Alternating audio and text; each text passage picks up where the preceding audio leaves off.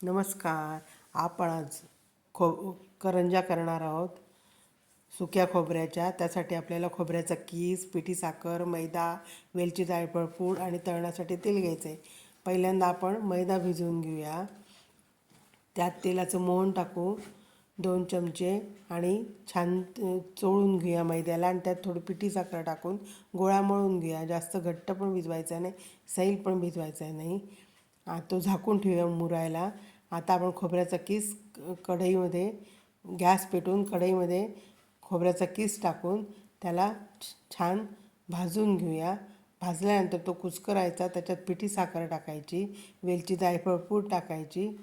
आपलं सारण झालं तयार. आता आपण मैद्याच्या जो गोळा मळला आहे त्याच्या लाट्या करून घेऊया छोट्या छोट्या आणि ती ती ती लाटी लाटून पारी तयार करून घ्या आणि करंजीचं सारण टाकून करंजी तयार करू. अशा प्रकारे सगळ्या आपल्या करंज्या झाल्या आहेत.